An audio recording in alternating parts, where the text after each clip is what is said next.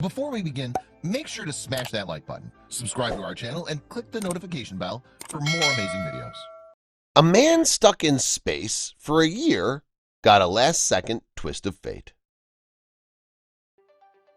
Most astronauts have agreed that once you leave Earth, nothing is ever the same once you return.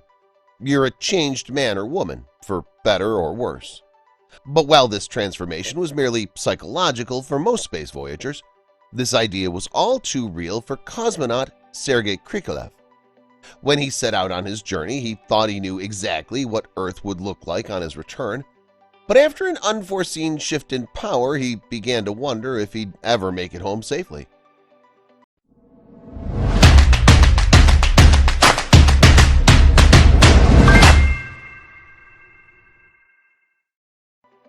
The year was 1991 when 33-year-old flight engineer Sergei Krikalev left for the Mir space station from a base in Kazakhstan.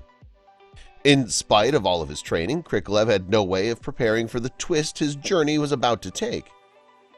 At the time, the Mir space station needed some heavy maintenance, so Krikalev, the brainy engineer, was assigned to conduct repairs and experimental spacewalks at the station. In the beginning of his trip, he wasn't alone.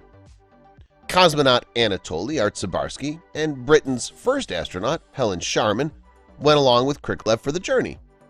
Both of them, however, wound up leaving Krikalev before disaster struck. See, Krikalev was only supposed to be in space for 5 months, a quick jaunt, more or less. But after a slew of unexpected happenings plagued Earth, his trip became complicated.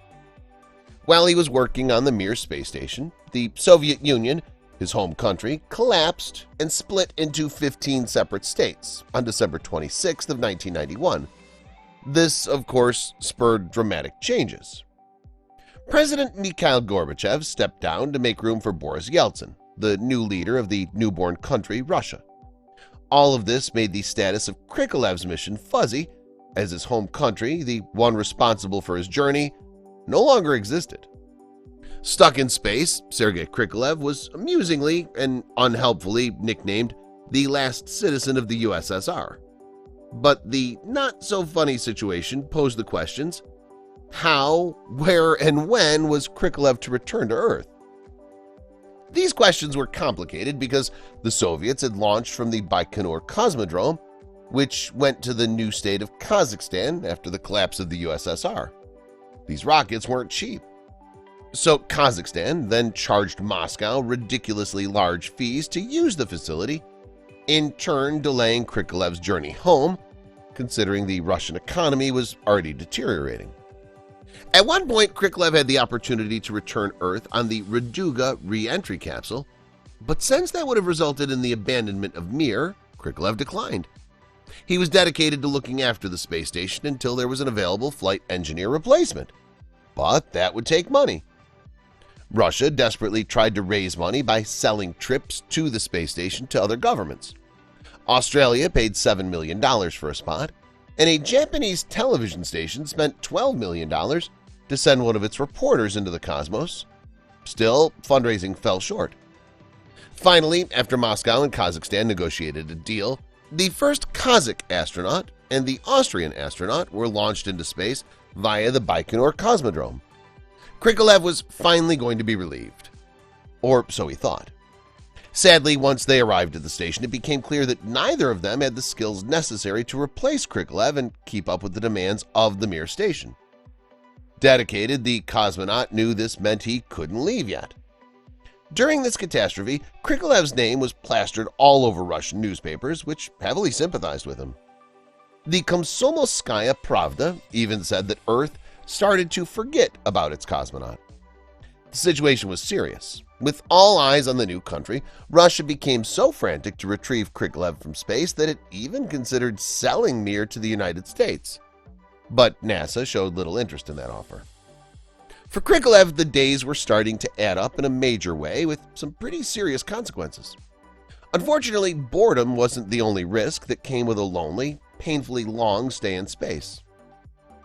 Overstaying your welcome in space makes you susceptible to a boatload of risks, including muscle atrophy, radiation, a dangerously weakened immune system, and even cancer. so Krikalev was in trouble. "I wondered if I had the strength to survive the complete program," a nervous Krikalev confessed when asked about how he felt preparing for his epic space adventure. "I was not sure. Soon his situation looked completely hopeless." Thankfully, after what it must have felt like forever, Germany paid $24 million for a ticket for Krikalev's replacement, Klaus Dietrich Flade. Finally relieved of space station maintenance duty, Sergei Krikalev returned to Earth on March 25, 1992. When the victim of space slowly came out of his return capsule, 4 men had to help him stand, as Krikalev hadn't experienced gravity in approximately 10 months, just about 311 days.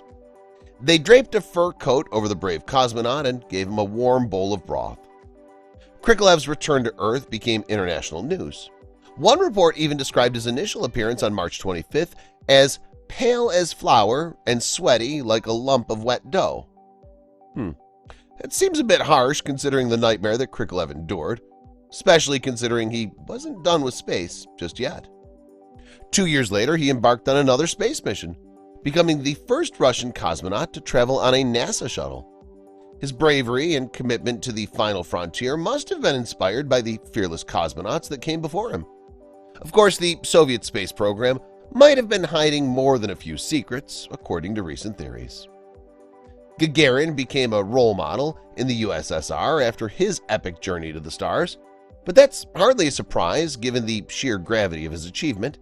By making it into orbit, this 27-year-old cosmonaut helped the Soviets to gain an edge over America in the so-called space race. Right from the off, though, some people were unconvinced that Yuri Gagarin was the first human to orbit our planet. Rumors circulated claiming someone else had achieved the feat mere days before Gagarin. This person had apparently entered orbit and successfully returned to Earth again, although he wasn't in the best of health. Given the broader paranoia of the Cold War era, it's no surprise that stories about the space race were greeted by suspicion and rumor.